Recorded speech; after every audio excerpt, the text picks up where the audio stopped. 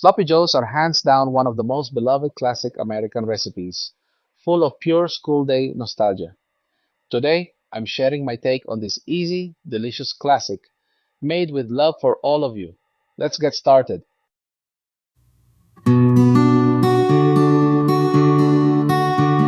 Hey everyone, welcome back to Joe's Bistro.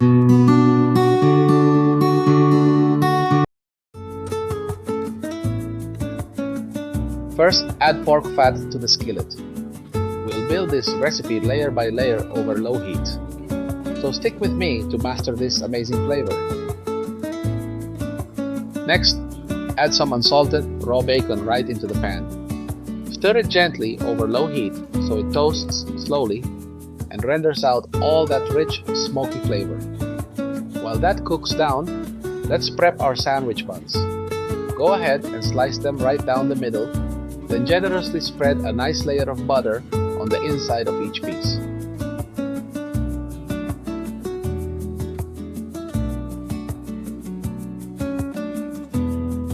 As you can see, I'm taking my time prepping these buns while keeping a close eye on the pan. That's the key here. Cook calmly, enjoy the process, and never leave your kitchen unattended.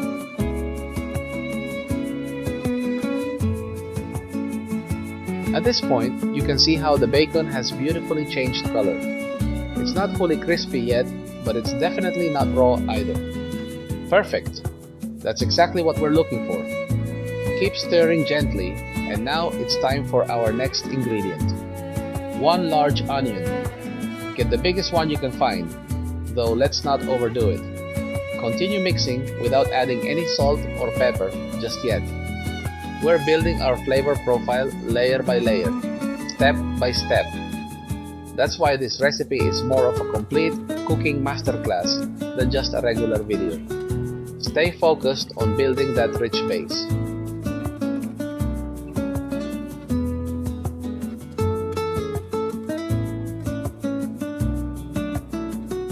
Now, we're adding brown sugar directly into the mix. This isn't just for sweetness. Brown sugar is essential to speed up the onion caramelization process and release those deep, rich flavors. Keeping the heat low is crucial here. It prevents ingredients like onions, carrots, bell peppers, and tomatoes from burning due to their natural sugars. Plus, cooking on low heat ensures nothing sticks or scorches, allowing every single seasoning to bloom gently without turning bitter. If you're enjoying these little cooking tips, hit that like button and subscribe to the channel. It really helps out and keeps us cooking together. Next, add 1 large grated carrot. 2 minutes later, toss in 1 large fresh tomato, finely diced into a clean brunoise. Keep stirring gently without adding any water. We want them to release their natural juices. Now, season with just a small pinch of salt and black pepper to taste. Remember, only a little for now.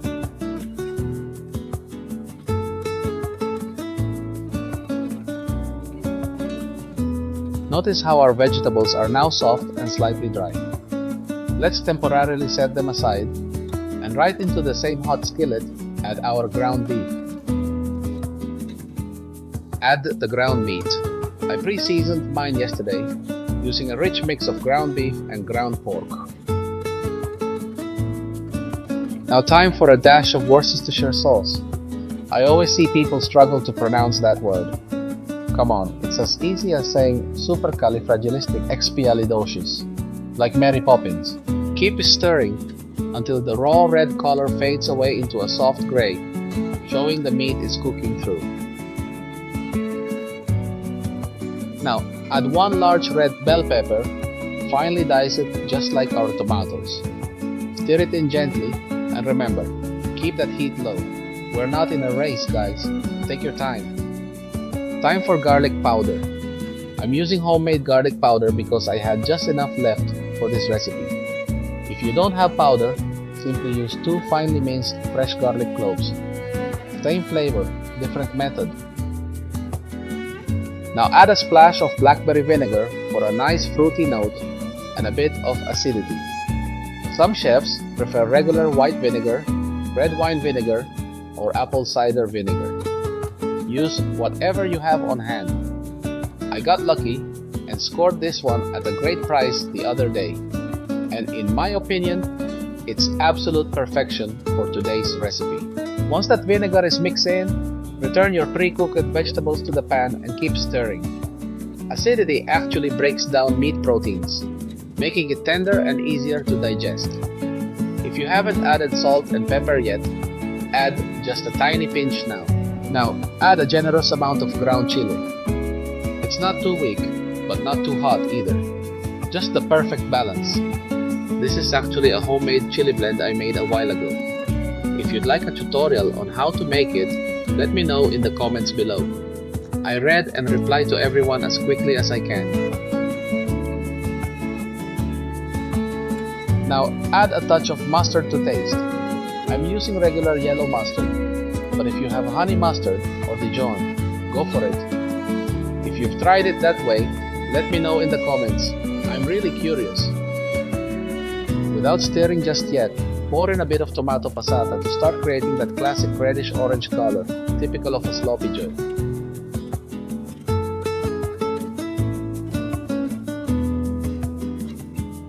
Now, mix everything together step by step until all those rich flavors blend seamlessly. Look at how beautifully that color and texture are coming together. Time for our last sauce, a mix of ketchup and pickle relish. Add just a bit, exactly as shown in the title below, and keep stirring constantly. Notice how throughout this entire recipe, we haven't added a single drop of water.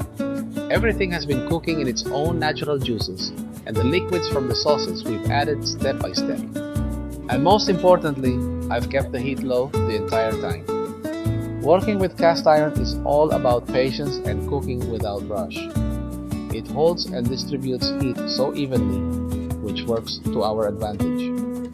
Now for our final ingredient, fresh parsley. Turn off the heat first, add the parsley, and give it one last mix. See that consistency? We want a sloppy joe so juicy that it slobs right off the spoon, but without being watery. Perfect! Time to plate up. Place the bottom half of our toasted bun on the plate, followed by a super generous serving of our sloppy joe mixture.